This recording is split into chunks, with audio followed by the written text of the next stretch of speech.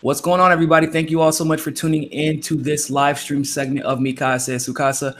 I have the very fortunate pleasure once again to be joined by one of the greats of this investigative reporting world and this independent world, somebody who's been involved in everything from Occupy, the Occupy movement, to fighting for Julian Assange's freedom, and to just basically telling the truth when nobody else would, by using this thing we call a search engine on the internet. And it's not really hard to find a lot of this information, but there are also not that many people willing to look for it. So I want everybody welcome back to the show, Terry Baines. What is going on, Terry? How have you been, man? I'm hanging in there. Winter's breaking me down. I've had about enough. I'm ready for spring. I hear that, man. It's been rough here too in Miami. 73-degree weather when you're used to 90-degree weather. Yeah. And it's cold. When it's cold in Miami, it's cold. Yeah, actually, it does not. One day I forgot that we don't have a heater because most apartments don't come with heaters because they're not necessary. And I forgot. Yeah, and it was cold. It was really, really cold. So, but yeah. So I just want to go ahead and get right into it. As you have probably been aware of, because this is kind of your area of expertise, this whole situation with Trump in Venezuela and just the entire plot, basically claiming that first it was we're going to try and say that Guaido is the president, which was the weirdest. That was weird. We're just going to declare somebody else a president. That was weird in general, right? But when that didn't really work the way they thought it would work, even though they got bipartisan support, because we know both Democrats and Republicans will only agree on two things: war and screwing people over. They decided we'll try the humanitarian aid trick, which, once again, apparently you can't teach an old dog new tricks because they've been using the same tricks over and over again. So what has been your take on how you've seen Venezuela unfold thus far? Well, we left off our last show around Thanksgiving saying Honduras convive. And if you want to break down to them what convive is, just so people who are unfamiliar with it will know. There's this guy named Kilcullen. For long story short, Google that. He tends to he came up with the strategy that counterinsurgency was modernized over, and it continues on and on and on. Even though it never wins, it makes good money for those who are making money off of it. So Kilcullen was all over Honduras convive. What it did was hid the largest deployment of special operations outside the Middle East. This was just as of a couple of years ago. That was a Nation article. I think we linked to that. So hopefully you'll have a link back to that show. That's the background here. Is we don't know what we're seeing from pretty much anywhere. I mean, it's absolutely horrifying how little we really know for sure.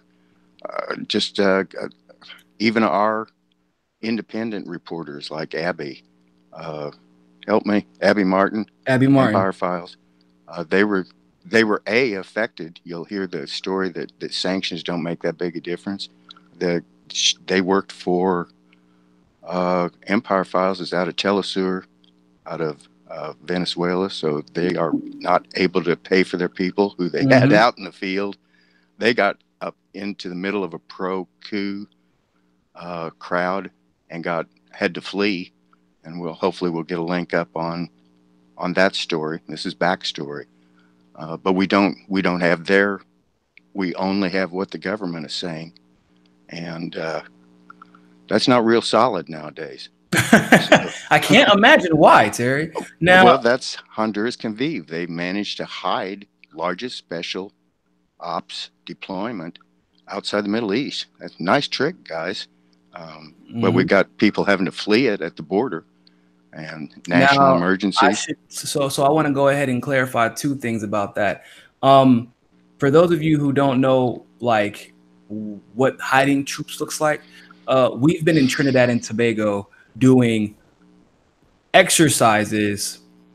That's where we used to launch from, essentially, when we were trying to overthrow a lot of the governments in not only South America, but actually the islands as well. So Grenada, St. Paul, we launched from Trinidad and Tobago, and we trained there because it's off the map, and most people, and they kind of just, they want the economy anyway, so they didn't really complain about it much.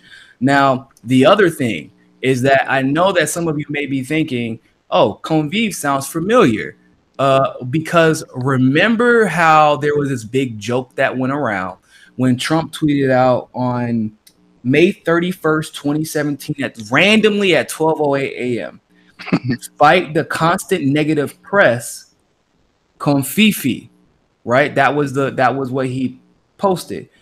Then not in the same morning, which is also, first of all, he didn't get any sleep that evening. It was 5:09 a.m. With the man with his finger on the nuclear button too. Right. So at 5:09 that same evening or same morning, he said, "Who can figure out the true meaning of Confifi?" It wasn't Confifi. It was Convive. And what it's referring to is exactly what Terry is talking about.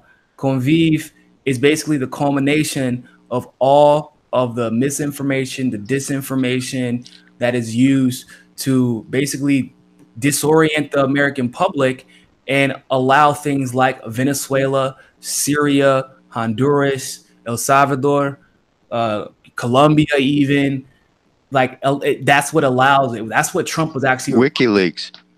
This is Ecuador is being pressured. The same sort of thing. State Department money. It's all unconventional warfare, UW. And WikiLeaks put out last week and was really trying to draw attention to the coup manual that was Army Special Forces FM 305-130 for regime change. Take a look at it. You cut off their money. You do things you don't normally think of in the military. But that is, COIN is a part of that. Kilcullen is a specialist in the strategy of that.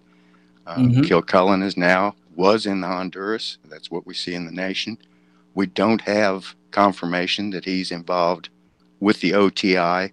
That's Office of Transition Initiatives.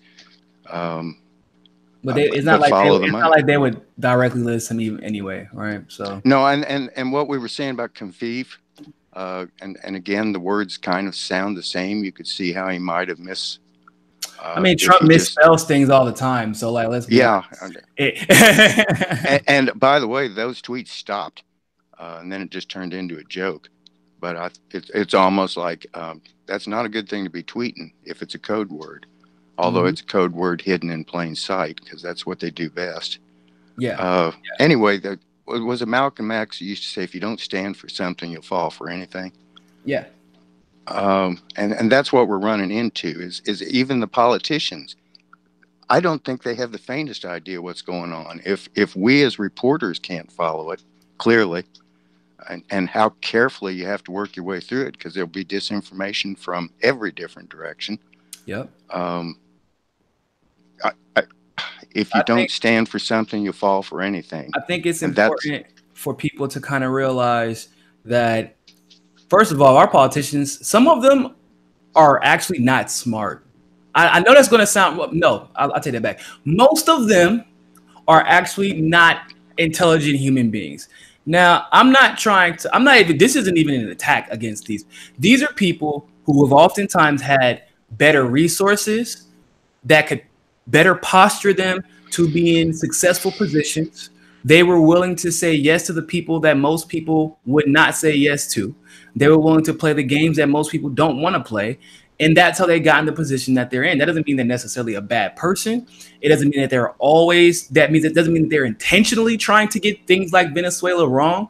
But at a certain point, you kind of have to realize, just because you could pass a bar exam, or just because you managed to accumulate $1 million after having a really successful family, putting you in position to do so, doesn't mean that you can draw the logical connections and use the critical thinking skills necessary to determine when you're being played for a fool for someone else's political games, because we've been conditioned to kind of go with the herd. Now, what do I mean by using critical thinking skills in order to determine whether or not you're being played?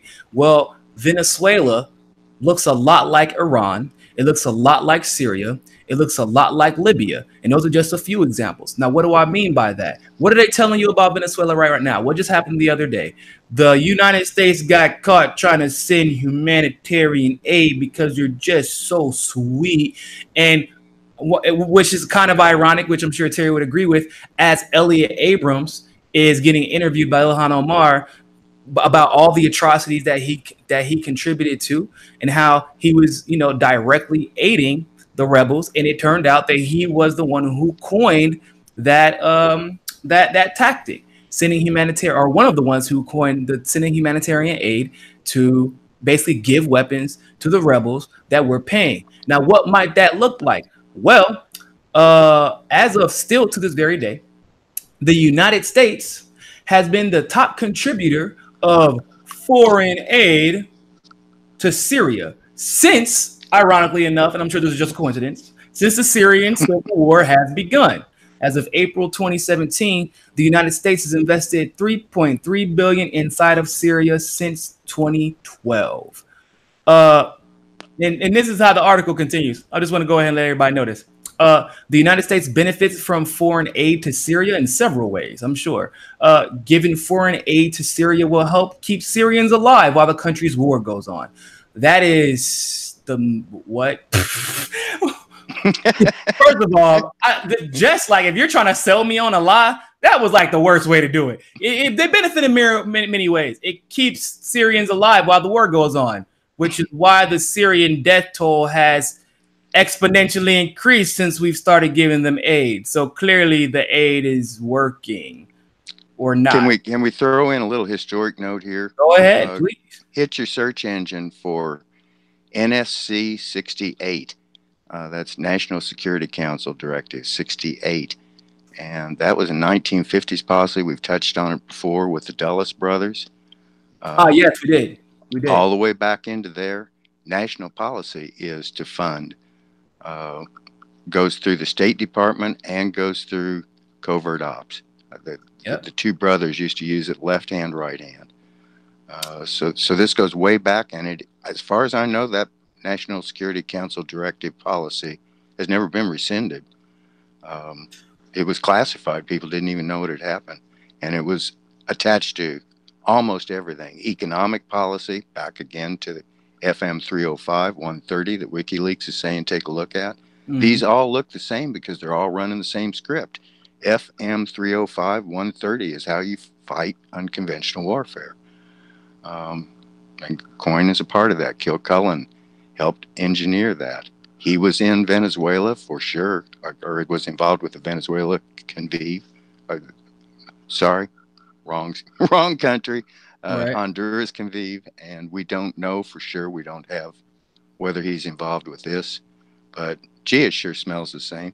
There was a Twitter that Tulsi put out that she has Butler's book, War is a Racket, on her bedside, and that's good. But on top of that, what she also needs to read is Anthony Sutton, which his book, and you can Google this one up. It's easier than me mauling it. FDR, Wall Street and the Rise of FDR. Part of a series. Chapter 10 of it is Man on a White Horse. And Smedley Butler is the rest of the story that Smedley doesn't say in his book, which a lot of people have now had a chance to start taking a look at, including evidently Tulsi, is that they tried to bring him in to run a coup on FDR. And that story was confirmed by BBC. They could see the connections, the name. As much as people, especially because of his love and loyalty to Henry Wallace in a time where Henry Wallace was like one of the most popular politicians around the world, but the neocon establishment despised him because he was a card-carrying socialist. It's not really surprising to hear that FDR, was about to be the victim of a coup. And I just want to go ahead and show people, just once again, the consistency that we're seeing, the parallels we're seeing between Venezuela and just Syria. This isn't even like all of the countries that I talked about. This is just Syria. Right. So the same article mind you, is the one that kind of ignorantly tries to say that this is a good thing for Syria. They, you know, for just a weird coincidence that the United States has been the largest contributor to them, and you know, they're also been completely obliterated basically since then. These are the reasons that it's good that, you know, America helps with Syria in their aid, which is a weird start because the first thing it lists is Syrian oil. Because of Syrian civil war, but the way they frame it, they say because the Syrian civil war, because of the civil war, that's why the United States has not imported oil from the country since late 2011. That's definitely what it is. It has nothing to do with the fact that Assad nationalized the oil supply because he didn't like the West in his business. But it goes on to say globally, Syria is a small oil distributor. However, the surrounding countries are well known for their large oil exports. Once stability is established in Syria,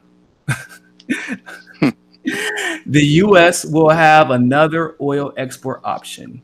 Investing foreign aid into Syria helps provide the stability. It doesn't even say how it's providing the stability. Like, it just says like this is like a huge logical jump as, okay, we send aid there, we give them money, and now the country's stable. And now we have oil. No, we talked about this on the show a lot, and me and Terry were just talking about this too. What they said about the other countries being large exporters of oil surrounding Syria is much more important. Yeah, Syria does have oil, but the countries surrounding Syria are more important. What the United States has always had a habit of doing is making sure that we have either direct or indirect control of countries bordering potential threats that could, you know, influence our currency. Because of our dependency on the petrodollar, because that's the only way that our currency has been able to be maintained as a sovereign currency, which is why we get to do basically what the hell we want, and we were in trillions of dollars of debt. So another example of this, if you need something more recent, a lot of you may be familiar with the recent attacks in Kashmir in India. You may also, or may not be also familiar with the fact that it was instantly labeled a terrorist attack from Pakistan.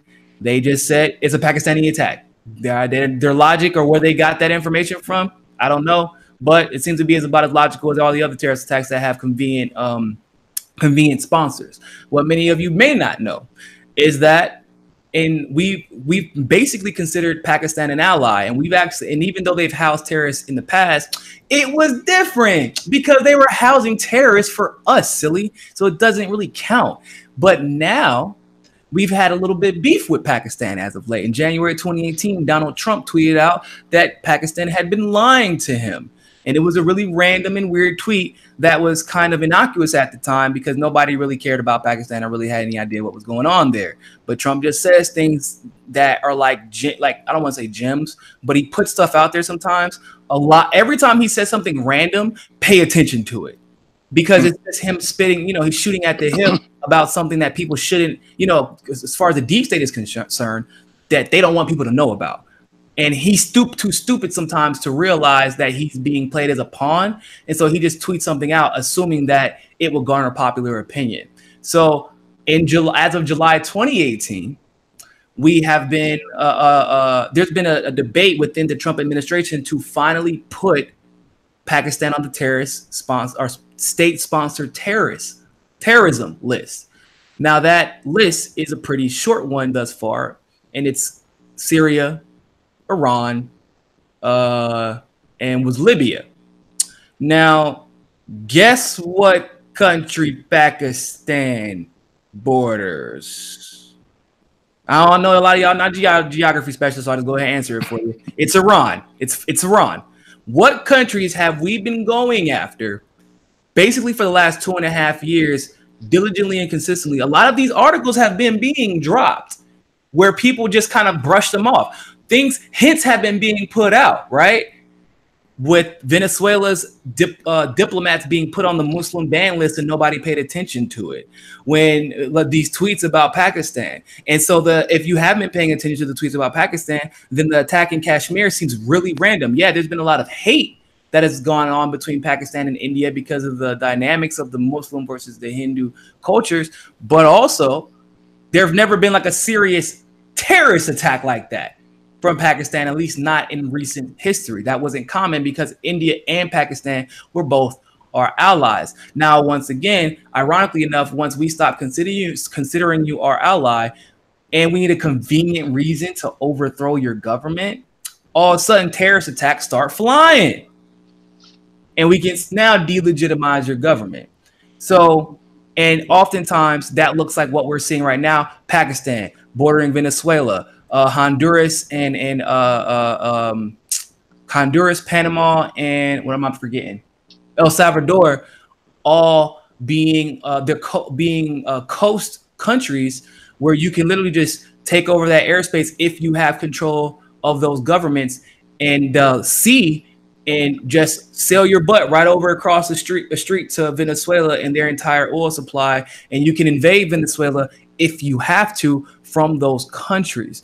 We did the same thing with Chad. The ruler before Chad was an authoritarian, theocratic ruler that we propped up when we were trying to overthrow Libya. Guess what country Chad borders? Libya. Guess who we were giving humanitarian aid to? Libya. Guess where all that humanitarian aid went to? Rebels and terrorists from Chad that we employed. Now, here's what's even funnier. This is where it gets better. So, remember, border countries. Chad got, the ruler of Chad got overthrown. Now, the ruler of Chad was a democratically elected guy from the school of Gaddafi. Whereas Chad was our ally in the past, all of a sudden, not anymore. We now put Chad on the Muslim ban list and claim it's because of terrorism. And then we took Sudan off of the Muslim ban list, because Sudan has gotten so much safer in the last 3 or 4 years. This is all of the Trump administration. Now, Chad, believe it or not, and Libya both have what? They got oil, and people don't even know. Yeah, Africa has oil too, believe it or not. Everywhere has oil. So they have oil as well. So now, whereas Chad used to be the base we use with an authoritarian rule that we installed to launch into to Libya, we used to give aid to quote unquote Libyans, aid to Libya and Chad to defend themselves from the Gaddafi regime. It was really just weapons, which we ended up finding out. And then we obviously take out take out Gaddafi. Libya is a shithole right now, and it's our fault. And we said we were doing it to help the people. Remember? Yeah, look how well that's going. Then Chad, once again, the ruler of Chad gets overthrown. Democratically elected leader, who is currently the sitting chairman of the African Union, says that he doesn't want the West in Africa's problems, nor does he want them near their resources, especially the oil. All of a sudden, we're cool with Sudan again. And now guess where Sudan borders? Chad. You're starting to see the patterns yet? I mean, if you didn't know, it should be pretty obvious. It's all about resources. It's all about oil. And this humanitarian aid is a cover-up. It is a cover-up. Like, we don't care. Like, the country doesn't, we care. But the country itself does not care. If they cared, the humanitarian aid that they're claiming to be given to Venezuela would be totally unnecessary if we weren't responsible for 70 to 75% of their country's currency inflation. Can we unpack that a little bit? Because they keep talking about this bad guy closed the bridge and he won't let aid in to the country. We'll start with, Sabrina Shim was covering aid, World Food Organization trucks coming across into Syria, one of the hot spots. So there is what they're not saying is that they are allowing aid in, and hopefully we'll have a link up to that. It's just they're not allowing aid in that may or may not be a arms shipment, and they have that right. They are a sovereign nation. They do not have to do what they're being told to do. The whole world is saying we reject their leader.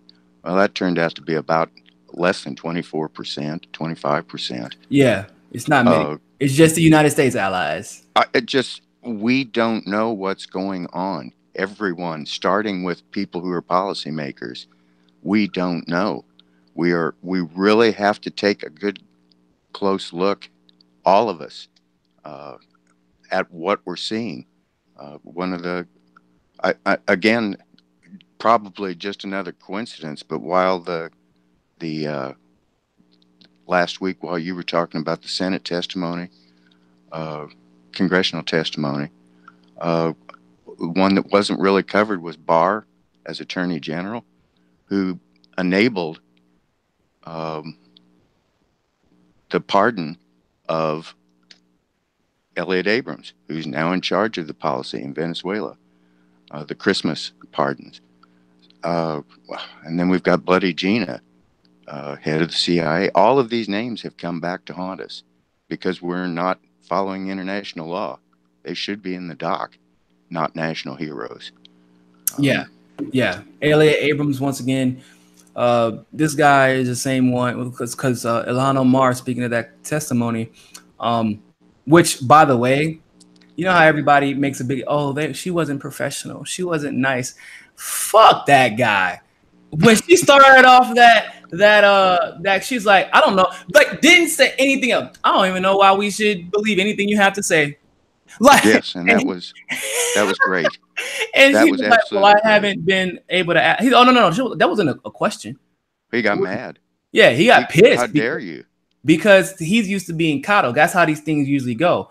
So to speak. Yeah, they kind of what do? They sidestep the issues. They make it all convoluted and professional. And she was straight like, you're basically saying that you were okay with a humanitarian disaster. Was convicted. It was a massive. Yeah, he was convicted of lying and then pardoned, but he was actually brought up on felony charges, multiple felony charges. Got convicted. Well, no, he didn't. No. He didn't get charged of the felonies. They lowered him to a misdemeanor, and he still got pardoned. Mm-hmm. The blocked bridge hadn't been open in years. And they're still running that same footage showing that blocked bridge. We've all seen the picture with the containers and blocking the access to it. Mm-hmm. 2016, I think, was the last time that bridge was open. So they picked the one place with a blocked bridge for the pictures. Of course. What an amazing coincidence. We don't know what we're seeing. Yep. We really have no way of being able to confirm independently from the ground. We're not seeing Telesur. Yeah, it's like the protests that they're swearing, look at all these people protesting for to impeach Maduro and install Guaido. Look at all the ones supporting him. And I'm like I'll go, I'm like, let me go look at an international source.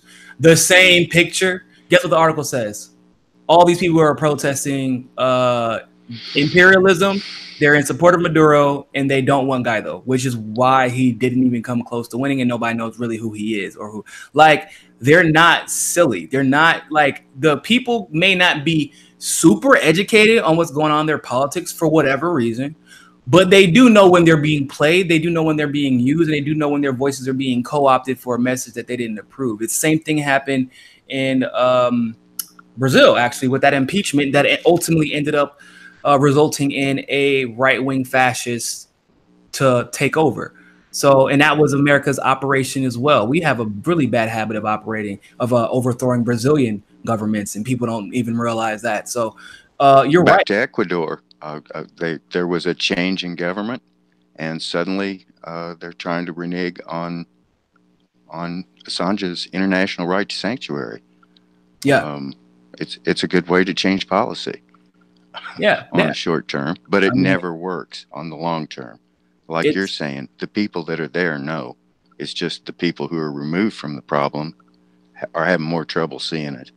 One of the tools that we've got here, when we say Google it or search engine, the military term for that is OSINT, open source intelligence. They actually use our reporting as part of their intelligence, and it's a pretty large percentage. It's cheap, and usually more accurate than what they're coming up with. But anyway, one of the really on the Venezuela issue, when they found the plane, well, Stephen Watkins is doing really good.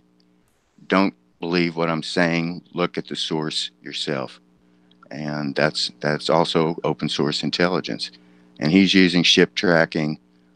He said at the time, be careful with this story. Be extremely careful with this story, which would dovetail with what we're saying, that because of the OTI money that is historically capable of hiding a whole largest deployment of special operations just a couple of years ago, then yes, we don't know what's going on here. He's saying here's some things we do know, that plane key employees were involved with CIA rendition flights. That is a fact that can be confirmed. And again, we're trying to pull up some of the threads of just what's just been exposed here.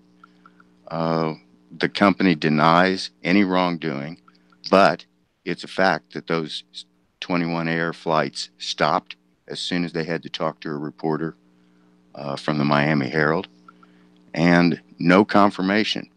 The Venezuela, you're not going to see saints down there strictly telling the truth, the whole truth, nothing but the truth, and you shouldn't expect that. They're in an information war for information control. We don't know that those the arms that they showed that supposedly came off of that plane actually came off of that plane, because it's a joke small amount to resupply an army. Yeah. A couple of rifles, 130 rounds or something ridiculous. Just if that was an arms shipment, they're in big trouble. Well, it's just enough it looks, I mean, what it would likely be is enough to arm certain people to make it look like, you know, they're putting up a fight. I mean, they're not actually supposed to be the ones who win. They're supposed to be the ones who make it look like they're legitimate rebels trying to overthrow the government. And then when they request the aid of the United States, saying, look, we're trying to fight and we don't have enough weapons and soldiers, we need your help, U.S. And then we come in and say, don't worry, we'll take over, but you're going to have to deal with it after we leave because your country is going to be utterly obliterated. So good luck with that. But make sure you don't elect anybody who wants to change that, because then we may have to overthrow you again. That's basically how it works. So on the OS int, there are things that you can see that can be confirmed by your own eyes if you want to take a look. And we should take a look. This is our future we're talking about, as well as their future. Absolutely. Stefan was quite clear on don't trust anything you can't see with your own two eyes.